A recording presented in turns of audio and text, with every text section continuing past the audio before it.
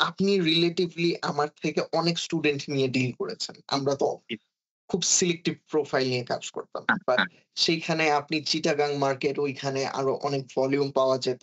জি। তো এই যে মানুষগুলা তাদের emotional motivations and economical motivations hmm, hmm. বুঝতে পারছি। এটা আপনার কাছে কি মনে হইতো? কেমন লাগতো? যে কি কাজ করে তাদের পিছনে এটা? কেন কাজ করে? কিভাবে কাজ করে? একটা হচ্ছে ভাই বাংলাদেশে এখন মানে এইচএসসির পরে, হ্যাঁ? তো গত বছর যদি আমি ডেটাটা দেখি ২৪ সালে 60,000 প্লাস স্টুডেন্টস বাইরে গেছে। হুম, হুম। এবছর এখনো তো পুরাটা শেষ হয় না ইনটেক। আমরা ধরে নিচ্ছি এটা 80,000 টু 1 লাখ ও হইতে পারে। এটা এইচএসসির পরে।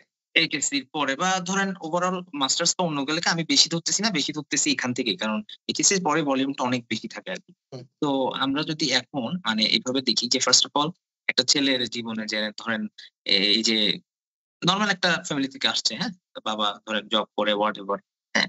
তার উপর কিন্তু কিছু দায়িত্ব চলে আসে। যে হ্যাঁ, সে ফ্যামিলির জন্য করবে, নিজের জন্য করবে। ঠিক আছে?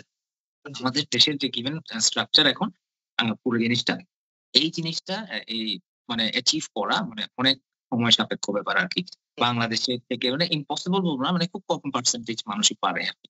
জি। সে 10-15% তো বাকিরা কি করতেছে? বাকিরা ওই র‍্যাট রেস এ আটকে যাচ্ছে। সত্যি কথা বলতে। সো এখন বাইরের জন্য বলব ওয়েল ইকোনমিক মোটিভেশন টা তো অবশ্যই আছে যে আমি উঠবো, আমার ফ্যামিলিকে টানবো। এই জিনিসটা আছে। তো যার ফলে দেখা যাচ্ছে যে সে কষ্ট করে জমি-টমি বেচে বাইরে গেল। হ্যাঁ, তার ফ্যামিলি থেকে কিন্তু ওখানে যেয়ে একটু কষ্ট হচ্ছে ঠিকই। কিন্তু সে তার ওই যে ফ্যামিলির জন্য তার স্যাক্রিফাইস টা আরকি। হুম, সো এটা একটা ভালো মোটিভেশন হতে পারে। আর এই দিক থেকে মানুষ বলতেছে যে আমাদেরকে অনেকে কমপ্লেইন করে আমরা নাকি সবাইকে পাঠিয়ে দিতেছি।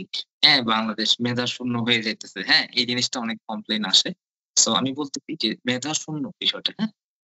এই যে তারা যাচ্ছে, তারা যে বাংলাদেশের জন্য যদি ইকোনমিতে ক্যাশটা পাঠায়, একটা রেমিটেন্স একটা আ ঢুকতেছে বাংলাদেশে। তারপরে কখনো তারা যদি তাদের ক্যারিয়ারে ভালো করতে পারে এবং বাংলাদেশ গভর্নমেন্ট যদি তাদেরকে ওরকম একটা করে দেয় কনসালটেন্ট ফার্ম হিসাবে বা হুম, এভাবে ডাকে, তারা কিন্তু না আসার তো কোনো দেখি না। যেমন এবারে বিডার চেয়ারম্যান আসলো, ওয়েল কোয়ালিফাইড মানুষ। লুৎফি হুম, সিদ্দিকী সাহেব আসলো, ওয়েল কোয়ালিফাইড মানুষ।